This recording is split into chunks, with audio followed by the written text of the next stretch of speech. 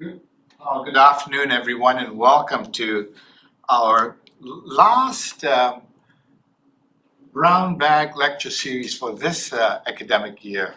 And I'm proud to and honored to have Mr. Steve Rauh as our presenter today.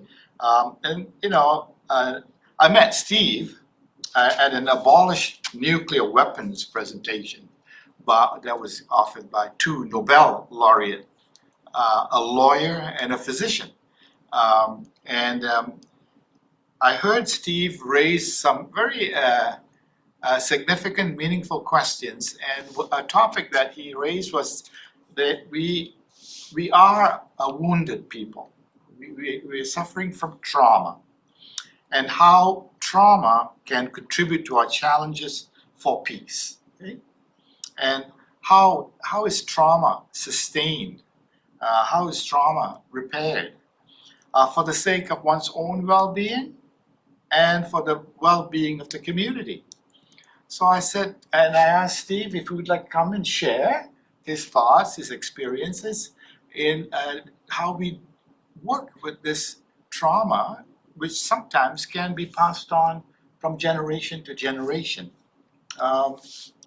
And so I will not take up any more of your time, Steve. I'll welcome you. And I am sure that Jason has a way to get you guys asking any questions if you have, and we'll take it from there. So we'll let Steve do his presentation, and then we'll have questions and answers after. Welcome, Steve.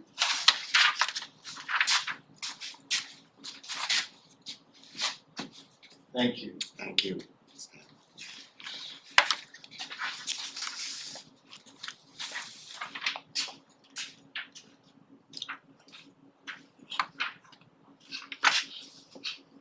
I want to start by thanking Stan and Jason for arranging this brown bag lunch event and for carrying out the important work of the Arthur Morrow Institute.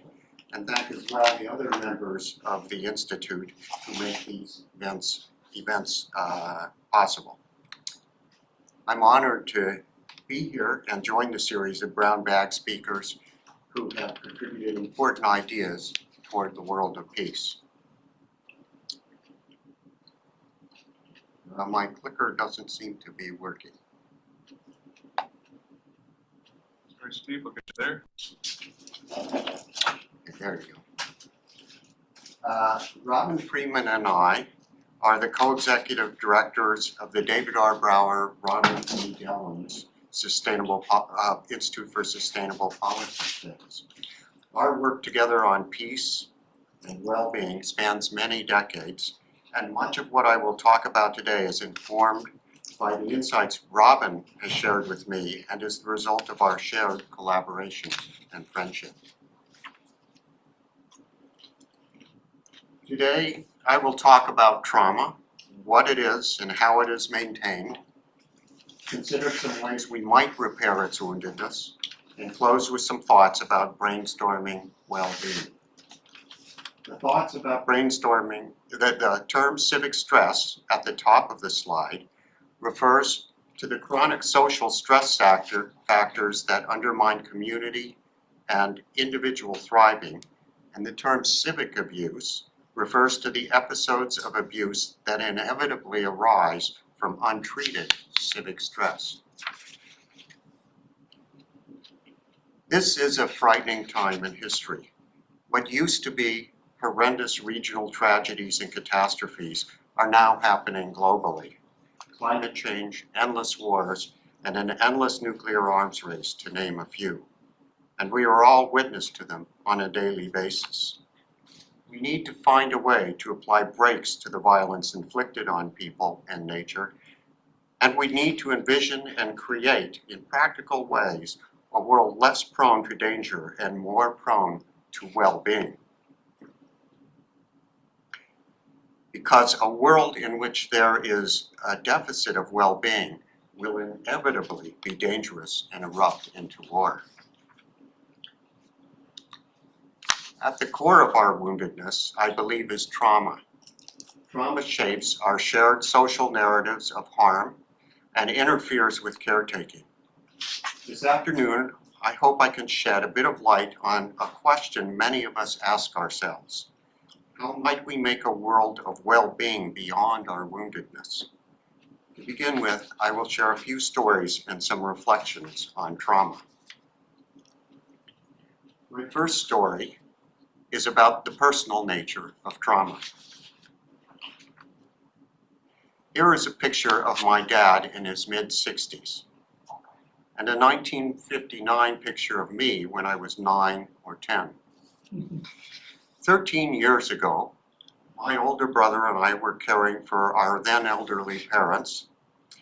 While reflecting on our family experiences, my brother told me how he was terrified as a youngster when my dad beat me. And that I could never figure out why he never got beaten. When he said that, a shudder went through my entire body, as if I had been shocked. I have vivid memories of my dad approaching me with a belt or with his hand or a fist to hit me, but no conscious memories of being beaten. The shudder I felt was a memory of what I call pain too great to bear. My brother's story of witnessing the beating and of his own sense of helplessness at that time triggered the visceral associations that were stored in my body some 55 years earlier. My personal trauma experience and its resurfacing is what trauma researcher Bessel van der Kolk meant when he suggested that in trauma, the body keeps the score. In my second trauma story, the body also keeps the score. But this time, the trauma was not intimately inflicted, but resulted from civic abuse. This is a picture of Vasily Arkhipov. He was the chief of staff on a Soviet submarine that had armed its nuclear torpedo and was minutes away from launching it at a U.S. blockade ship during the Cuban Missile Crisis. Arkhipov overruled 2 other officers and refused to launch the torpedo, thus preventing nuclear war and saving the world. I didn't know about the Soviet submarines on October 22nd, 1962, when I was 13 years old. That is the day President John F. Kennedy went on television to tell the world that Soviet nuclear weapons were being installed in Cuba, that he had ordered a naval blockade around Cuba, and that he demanded that the weapons be immediately and unconditionally withdrawn. For a week, the nuclear standoff brought the world to a standstill.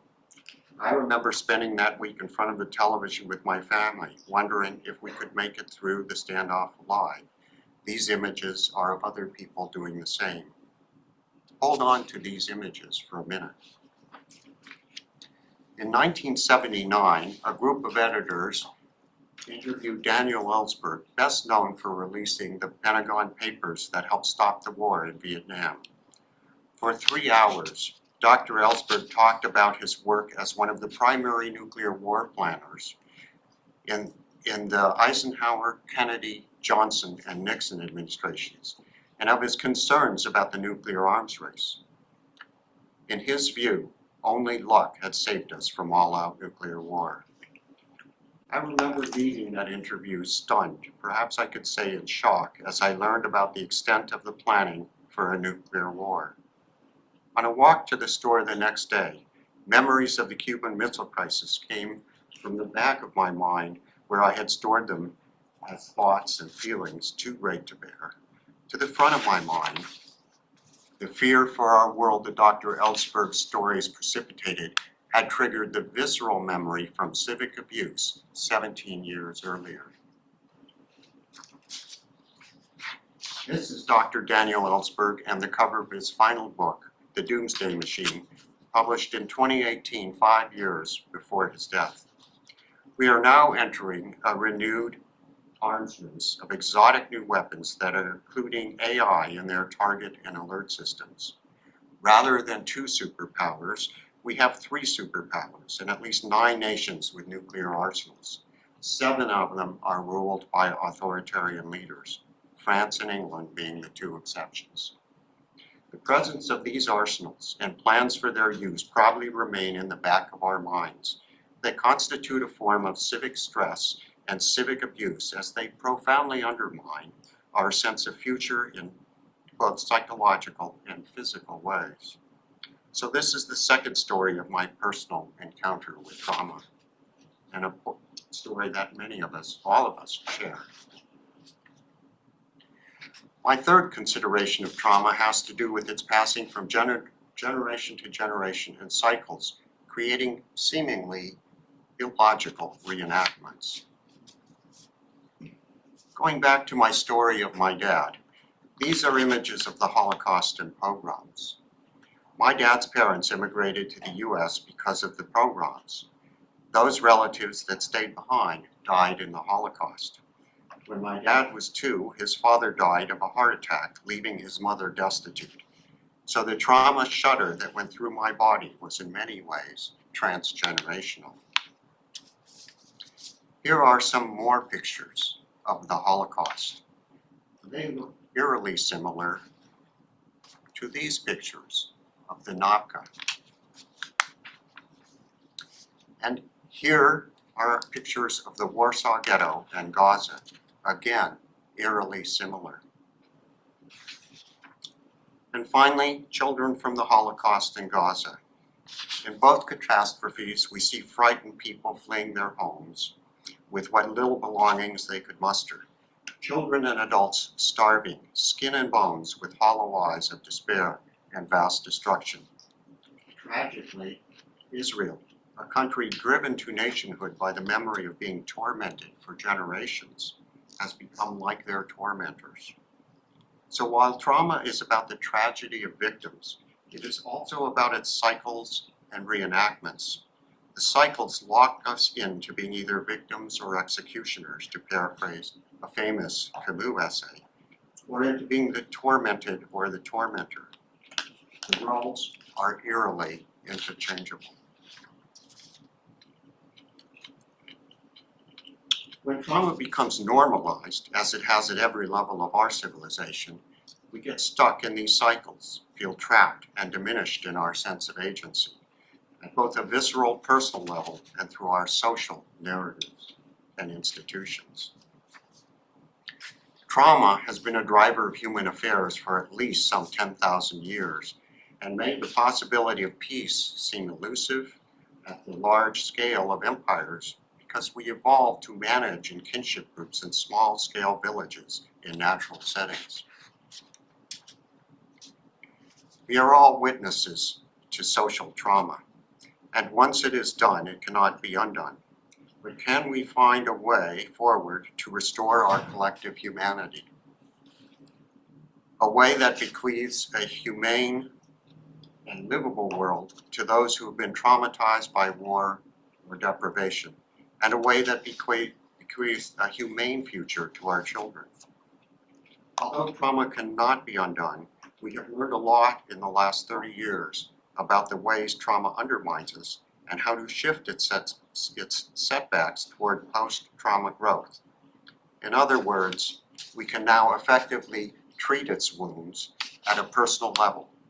In identifying it as a social epidemic, it should be possible to treat it at the shared civic level as well. So, shifting from our burden of trauma wounds to the ways in which it distorts our everyday experience, I want to briefly look at the mechanisms by which it is normalized. Trauma causes us to see the world in black and white terms. These black and white poles are reflected in civilization's narratives, which are preoccupied with right and wrong, good and evil, winners and losers, us and them.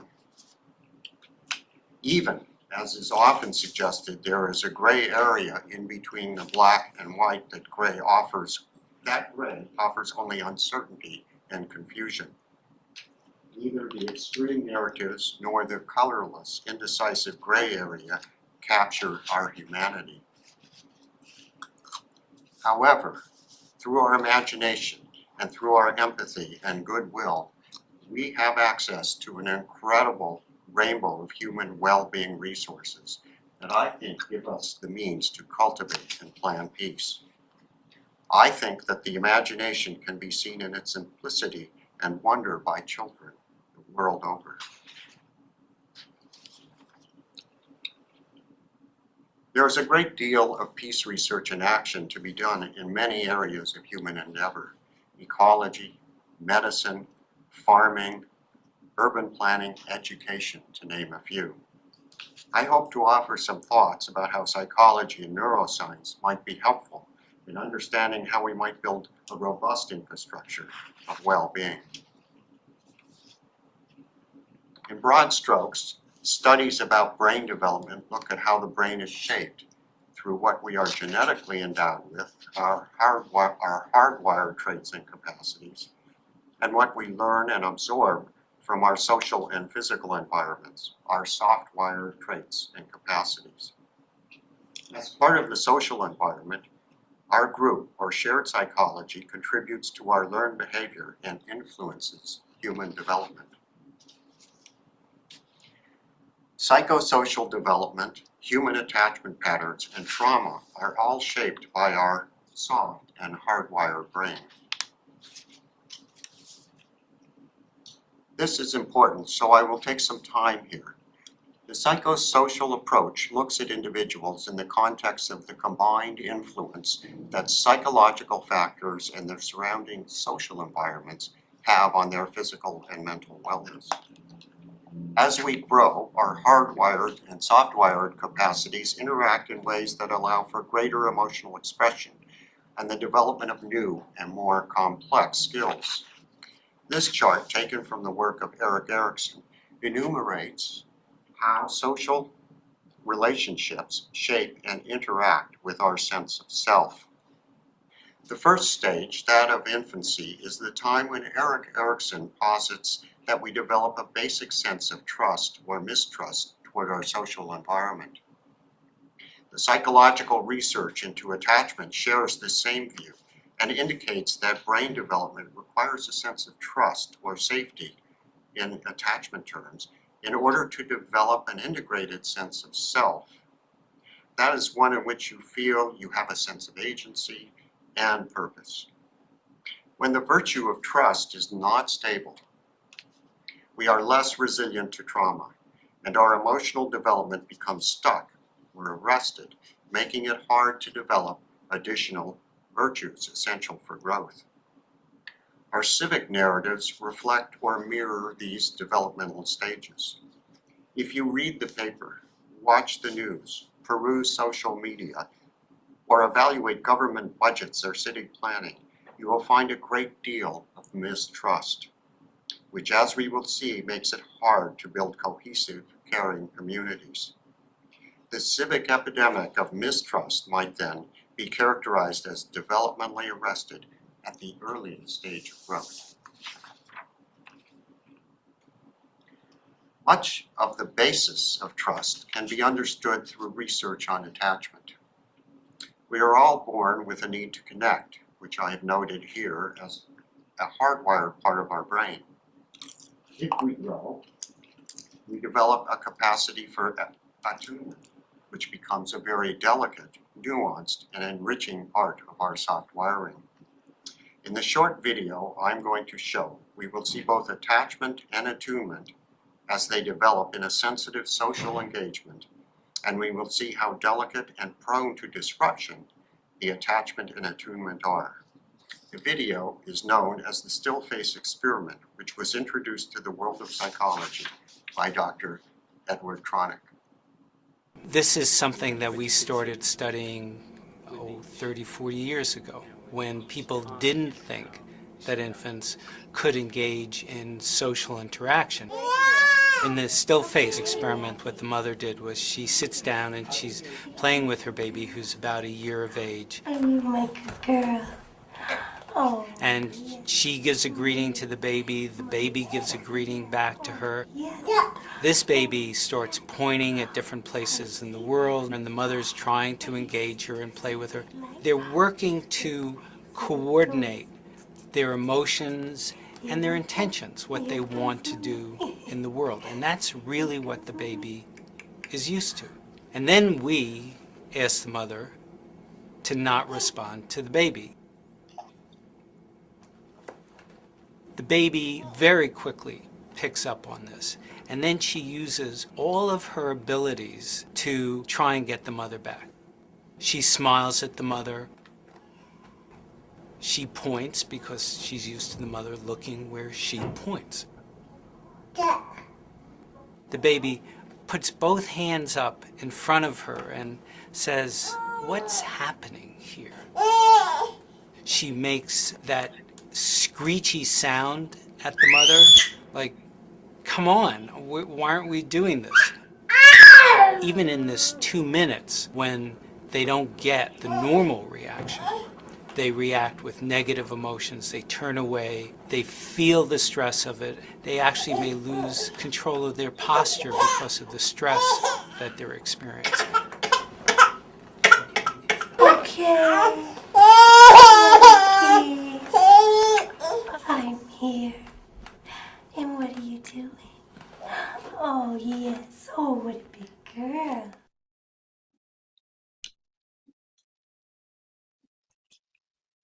So in that video, we see the rather distressing moments when the mother's face went still, motionless, and how the baby girl responded.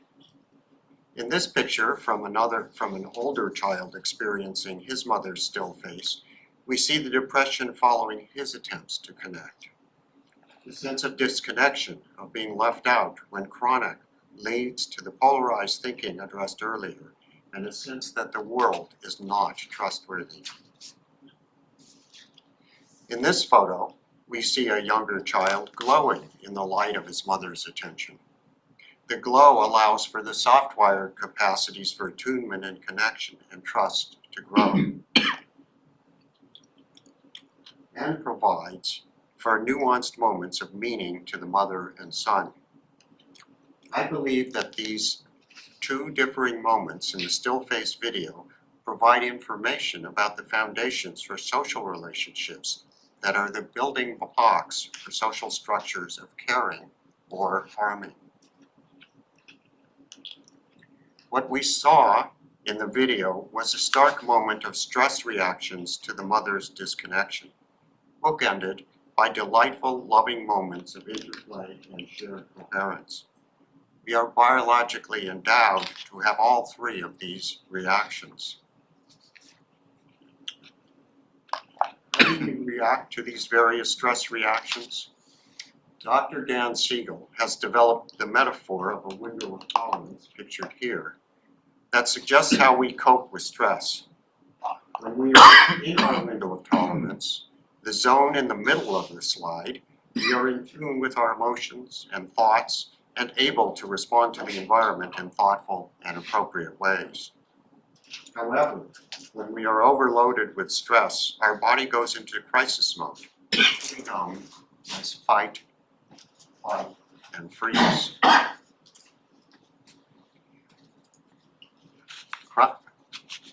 Chronic stress and trauma narrows our window of tolerance. Of course, the young child in the video has not had a chance to develop the soft wiring that gives structure to a window of tolerance. That structure develops over time. In my clinical practice, I use a weave metaphor, initially described by Dr. Janet Johnston, to help parents understand secure attachment. In a weaving, the threads come together as an integrated whole, the woven cloth of coherence. The whole is greater than the sum of its parts. Positive attachment experiences provide the child with an inner weave reflecting a sense of integration and belonging in their extended world, and helps them develop a robust window of tolerance. However, if the child experiences chronic stress, their weave does not hold, it pulls apart, as in this illustration. It is hard to build one's life upon this kind of confusing, distressed inner platform.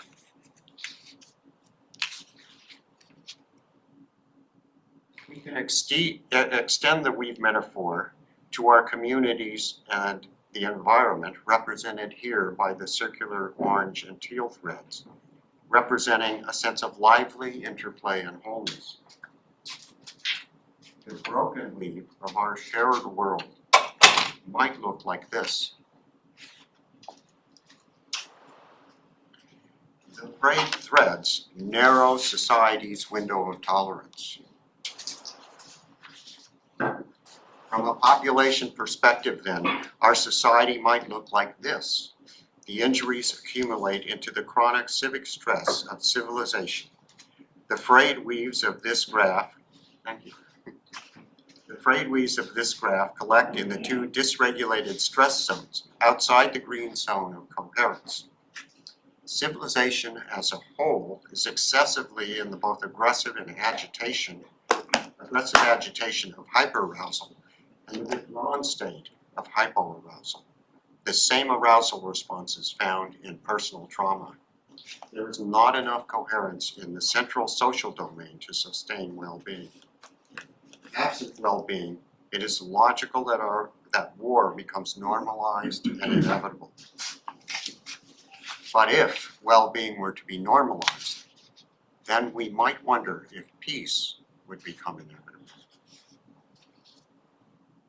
Drawing upon the concept of homeostasis in biology and ecology, we see how thriving and well-being needs a vigorous zone of balance and equilibrium, as pictured here in the area of coherent circular beings.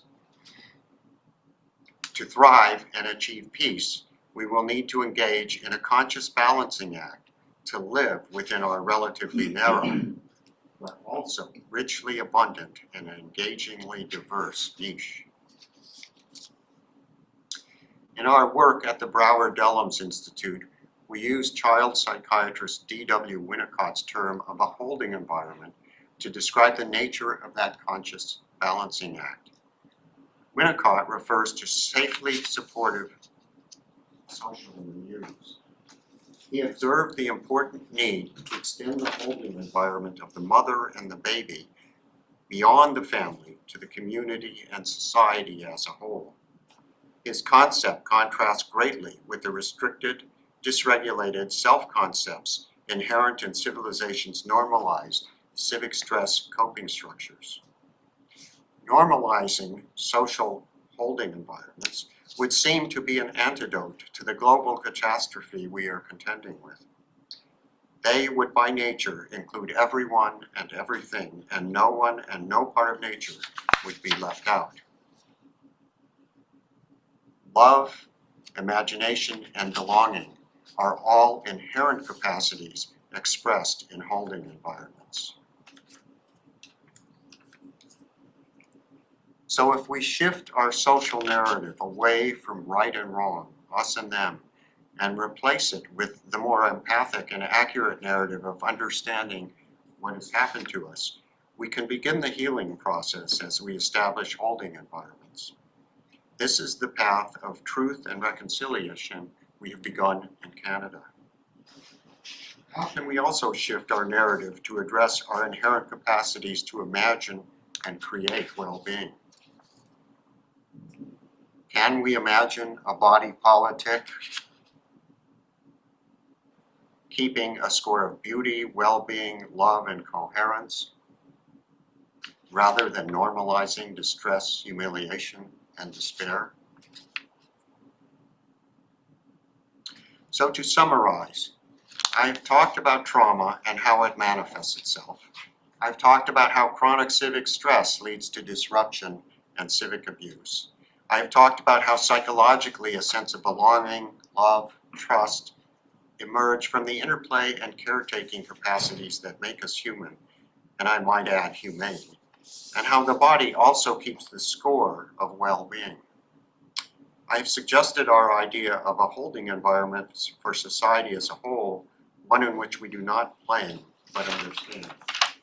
Holding environments can provide a framework for a multiplicity of expressions of well-being, imagination, and growth in communities and cultures everywhere, rather than the competitive, unstable options available through civic stress structures. Remembering that it is not what is wrong with us, but what we have pain from what has happened to us, can we decolonize our traumatic transgenerational trauma stories? Can we move from isolation and despair to conversations in which we listen to each other's stories of pain, but also hope and coherence as we collaboratively make plans to give hope a practical shape? As we saw in the still face video, there are a number of components that provide for adaptive or thriving conditions socially. The need to shift from the normalizing of civic stress to the normalizing of well-being can be identified as we have been attempting to do in our work at the Dellums Rauh Institute. A great deal of both action and qualitative research needs to be done, and there needs to be a lot of cross-pollination between sectors to enrich and inform the applications and nature of holding environments. Something like a plethora of think tanks might take on this task. As Robin points out, recent think tanks created computer chips and nuclear weapons. Could a similar solution development technique stimulate a well-being breakthrough? The United States military budget alone has more than enough resources to fund balancing the world. The World Health Organization's projected cost to resolve the 26 causes of global unrest, here in white, would amount to only 1/4 of the global military budget expenditures and about 1/2 of the United States military expenditures. Leaving that budget intact, but with appropriate narratives, could, in theory, transition even military personnel from protectionism to health and well-being by repurposing their vast logistical, food, transport, medical, housing, and construction resources. We don't need to invent many of the solutions, they already exist. But we don't know the psychology or the action plan of how to implement the solutions into an infrastructure. Think tanks can help us connect the dots. We even have examples of large-scale restoration of community and natural well-being to draw from. For example, centuries of deforestation and soil erosion caused by unsustainable farming created a desert in China's north. In 25 years, a restoration project stabilized the soil and created a lush river valley in an area the size of Maryland. If we can go to the moon or build nuclear arsenals by using think tanks, then why not have think tanks to restore the natural integrity of the earth? Why not be inspired to a shared future by the Dene prayer? May it be beautiful before me. May it be beautiful behind me. May it be beautiful below me. May it be beautiful above me. May it be beautiful all around me. In beauty, it is finished. And finally, returning to our inherent capacity to create peace and well-being, I will close with these words from the poet Leonard Cohen. There are children in the morning.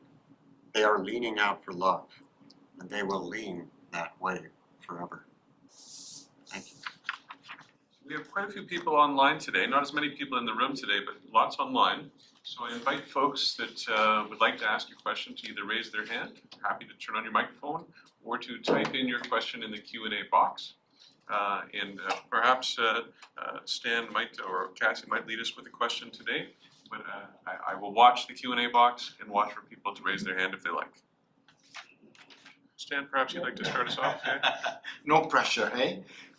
Thank you so much. Thank you so much for your presentation. I always learn from these presentations, and one thing that struck my attention was your use of what you call the holding environment. in our language in leadership, we talk about going to the balcony. It's kind of not to jump off, but really to get away from the noise. And I was also thinking of a holding environment from the point of view of mindful breathing. When they do this breathing exercises, and it's always like breathe 1, 2, 3, and then they ask you to hold for 1, 2, 3, right? Mm-hmm. And then exhale 1, 2, 3, and then hold. So the idea of kind of, it seems like in our world today, we don't seem to give ourselves a time to breathe, and we feel choked. So what might be some strategies that you might offer individuals, societies, families, communities? Give yourselves the chance to breathe. What would it look like in practice? That's a good point, because what that struggle with breathing is about is being in that fight and flight or freeze part of the window of tolerance. When people get outside their window of tolerance, they have a struggle breathing. The autonomic nervous system goes into automatic fight or flight or freeze. And so what individuals can do is exactly what you said. They can, if they're in fight and flight, they can do that breathing. If they're in the freeze, they have to get up and move, because they've got to get their blood moving, because the freeze shuts down our arteries. So those are the kinds of things that you want to do. So I'll, in working with people, say, you know, if you're in freeze, you've got to get up, move around, walk around, do something, get out of it. If you're having agitation, you've got to start breathing. And remember, there's more to the world than this agitation that you're experiencing at the moment. But the question is a good one, because our world right now is in agitation. Our society is in agitation, and that's the idea of the holding. And we have to begin shifting away from agitation to this holding environment. And part of the answer to that is not just ending the agitation, it's building the structures in which the agitation isn't necessary. And that's the idea of the window of tolerance. We need to build structures that allow us to have our window of tolerance, that we don't need leaders to go to the balcony, so to speak, because everybody's in a shared environment of well-being, and everybody is belongs to it. Since one of the main things that gives you agitation is you feel you don't belong. You feel you're not a part of something. And if we have a society that says some people are winners and some people are losers, some people are good and some people are bad, some people are right, some people are wrong, we don't have belonging. It's just not the case. So I'm not sure I'm answering your question. I don't, specifically. I mean, there's lots of mindfulness and lots of psychology that talks about calming down.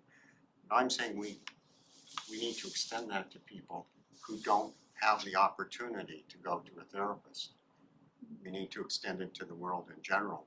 And in fact, we need to understand that understanding can be extended there.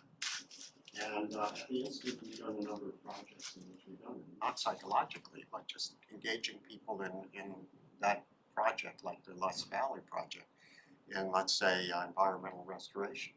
And then they sense their sense of belonging, but they also sense that fragile but really wonderful world that we all belong to. And those things give people a sense of agency and meaning and allow them not to have to feel that they have to breathe to survive, and that they have to exercise their breathing. Several questions online, and I'm going to read them. The first question is, I'm not going to ask you to answer the first question, because I think in answering the second and third questions you might incorporate the first question, which is, thank you, are there practical steps? So I'm going to ask you to maybe consider the answer to that question in the context of the other questions that I'll read.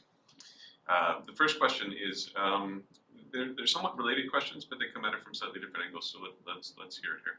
So one of the questions is, what do you think might make it possible for various nations to work together? So thinking at that level. It seems like if one country is unwilling to make these movements towards balance, Other countries will respond in kind, sort of meeting each other at the same level.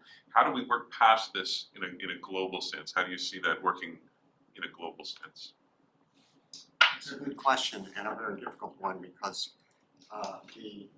what I consider to be the developmental arrest that I spoke to, that mistrust, is most severe at the international level. And so it's the level at which it is most difficult to access some sort of change. And you know, that I think would be a question for think tanks. It's a good question, and I think it would be a question for think tanks to take up, because I haven't functioned at that level much, a little bit, but not much, and I can't answer it. It's a good question I would like to take up with people, for instance. But one thing is, nations are reflections of their communities. And so if we begin to focus on communities and make them stable communities, and make them communities in which people feel a sense of belonging, that's going to filter up to the way the nation perceives itself. So that is an important part of what could be an answer to that question. I'm reminded of an article I saw, I think it was in France, where someone in a neighborhood decided to start having neighborhood potlucks on the street. And eventually 50, 60, 70 people began attending them, and then even more. And there were people who were isolated and alone, and they came to these potlucks and they said they've made a huge difference in my life. So just even connecting in your neighborhoods. Neighborhoods are not like villages. We were evolved in villages where we knew everybody and we knew everything that was going on. Now we live in cities, which unfortunately you know very few of the people in the cities, and everybody seems like a stranger. And from an attachment perspective, that's anxiety provoking, that's stress. So things that can be done to reduce that civic stress, and much of it can be done at the community level, will help filter up to the national level. I don't know if I answered all the questions. Well, and that's good. The next question is somewhat related. So I'm gonna, maybe because he's gonna present it in a slightly different way, it might elicit other thoughts and ideas, and then if there's a question in the room after that. So this is coming from one of our PhD students online, and thanks so much for your insightful articulation of the impacts of psychosocial trauma in conflicts and the potentials to peace building by cultivating a holding environment. That a holding environment as you describe it. I'm interested in the social aspect of holding, which I think requires concerted efforts by politicians, military, commercial, and education sectors alike. How do you see the nexus then between politics, civil society, and even the military spheres? What can trauma understanding play a role in understanding this interplay, this nexus between politics, civil society, and even how it plays out in what we're seeing in military?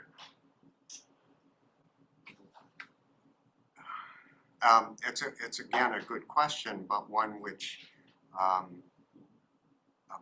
brings up a bit of despair and difficulty, because those are the sectors that are often organized to do harm, not to do well. So those are sectors that are behaving within the trauma trap that I spoke about. It's important that, and again, that is a reason that I'm suggesting think tanks, because a lot of people need to think about how that might be done. One thing that we talked about is that it is possible to see how, without changing those sectors, without threatening the people in them, that they're going to lose their role in the world. Their role will shift from doing harm to building shelters and feeding people, and that they be given a sense of importance in doing that as well. So one thing is trying to build in to whatever recommendations there are, that people won't be left out, they won't be dropped, and they won't be disengaged from from their sense of importance. And the same with politicians, I think. Politicians can be, I mean, there's a range of people in the political world, but perhaps sharing with them some of the ideas about holding environments and about trauma can help them begin to see how their planning and policy making can enhance well-being rather than enhance crisis, which is what's currently going on. It might be interesting to see this weekend as one of our national parties gathers for their convention, how much of this enters into the dialogue or not. And, yeah. Any questions in the room for now? Yeah, when you said holding environment, I can't help but thinking about holding space. It's like a term we normally use in facilitations, and I research on facilitations, and it's related to the question that Dr. Stan said earlier about like breathing exercise. Like, it's pretty common in facilitation, and we incorporate some meditation practice in it. So I was wondering whether there's some similarity between holding environment and holding space, like space for safe, like a safe space for people to be vulnerable. Because you said earlier, fragile, and being fragile is something truly wonderful, and it can be a sign of strength. Right. So that's my first question. My second question is when you said about how can we create a vision where people won't be robbed, right? Oh, they won't feel left out. And you mentioned politicians as well, right? And I was wondering, are you talking about a win-win situation, like making the cake bigger instead of taking the cake from someone who has more to someone who have less or none? You know what I'm saying? Yes. Yeah.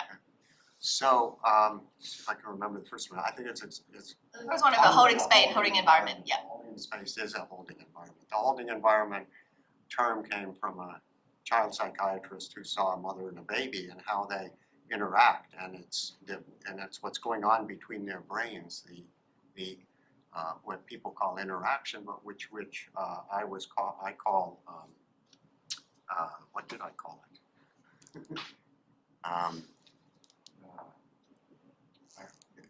The interplay, because there's a playfulness in the child and the mother in that video, and there's a playfulness in all of us in which we engage with each other and allow each other's imagination and dreams and hopes to become real.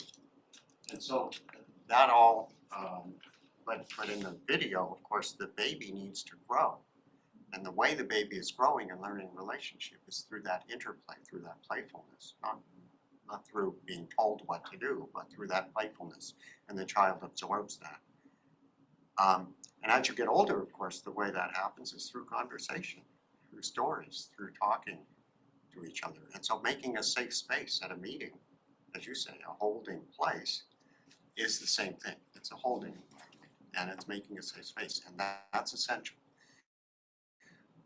to do, because people, in the terms of this presentation, are wounded often and afraid to come and be in a place with other people and share their vulnerabilities, as you say. And the second question, if you remind me, Isn't that, like, are you talking about like a win-win situation, making the cake bigger? You know, because when we talk about decolonization, it, like, I'm reading Fanon right now, and he's talking about like the last must be the first, right? So that taking away from someone to give to someone else. Right. But you're talking about a different strategy about win-win, making the cake bigger. Are you talking about that? Yes. And you asked me to talk about that? Yeah, like, is that what you're trying to say when? It is, and I think it's why I mentioned, while we have a very small slice of the universe that we can live in on the earth, it's fragile, robust, beautiful, miraculous. You know, it's big. There's a lot there for us. And then we have each other. And then we have all those wonderful other creatures on the earth that enrich the earth. But what happens in a trauma experience or in civic stress is a narrowing experience. You see that window of tolerance narrowed, but also our imagination is narrowed. our ability to relate to each other is narrowed. And so it's also making the cake is big and connecting to it, almost to put it that way. It seems to me that the paradigms that you're working from, or that I think you're proposing, Yeah. is we come with an attitude or a mindset of abundance, Yes. not scarcity. Yes. Yes. So the moment you start talking about a cake and less, more, take one, take the other, it really is a scarcity model. That, but you're talking of abundance. There's enough for us all to go around, and there is more here than meets the eye. Right? Our parking lot can accommodate more than one kind of a car. So I think that you're trying to say is, what do we need to do to encourage, teach, educate abundance? I kind of want to critique on that. That was my next point, because that is a utopia kind of mindset if we go into that extreme, right? Because when we talk about people, especially victims of trauma, they want to see justice, right? Sometimes they have vision of revenge. And to them, justice is taking the cake that was taken from me to be given back to me, or even more. And so I agree with what you said earlier about like the attitude, like changing the attitude. Like sometimes politicians or the elites might have to accept that they need to give away, have to give up something without feeling they are losing something, but they're gaining something else. I think that is my next point. You know what I mean? Well, that's a good point, and it's why I talked about this cycle of trauma and reenactment. Because that sense of revenge, if I've been hurt, wanting to hurt somebody back, is part of that trauma and reenactment, and it's reflected in society's narratives. That's what justice is about, the legal system. And there are other ways to go about it socially. Restorative justice being one of the ones and would be part of a concept of justice that would fit within the holding space that you're proposing. And also the question of revenge is similar to the agitation that somebody might feel if, let's say, they've been hurt or harmed, or the shock that I felt when my brother said that I was beaten by my dad, because it's part of their autonomic nervous system. It's part of who we are, who we become, in part. But if there can be more, if we can have a greater social understanding, what's called trauma-informed understanding of that expression, then people can begin relaxing away from the need for revenge and humiliation. But revenge and humiliation are dangerous, very, very dangerous part of the trauma cycle, and very difficult to intervene in. It can't happen, and I've worked in that area myself, and my experience in that work with families where that's going on is to provide a holding environment, to take time and to provide understanding and support to their side of them that is not reflective of the revenge and understanding, but is reflective of the wish to belong, to engage, and to care for their people they care for. And it takes time, but also sometimes collectively and in a group, it can really help people make shifts that are important. I think it was a quote that you used. I think Boulding, was it Kenneth Boulding's quote? If it exists, it is possible. Right. And sometimes we tend to think that some of these things are just too Pollyannish, right? And when we shared that story, I was thinking of Viktor Frankl, who was subjected to humiliation, torture, right? And he tells his story as he was being tortured, right? And for him, at every step of the way, he was making a conscious choice of, I can choose my response. At one point he was saying, he shared a story about how he would be tortured with these bright lights, and his eyes was kept open with with these bright lights coming in.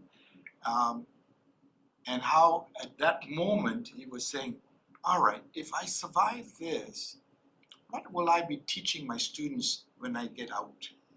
I mean, what strength to be able to do that, right? So, I mean, if there's one person who could have easily given in to revenge or, wishing to them what they did to him kind of stuff, right?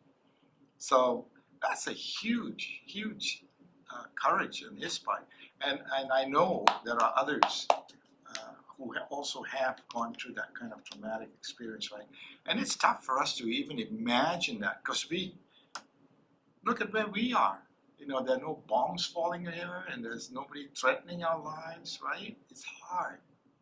But there is an example, and there are examples of people who have done that. And so I wouldn't give it up as just idealistic or Pollyannish. It's happening, right? That's all. And that's my 2 cents.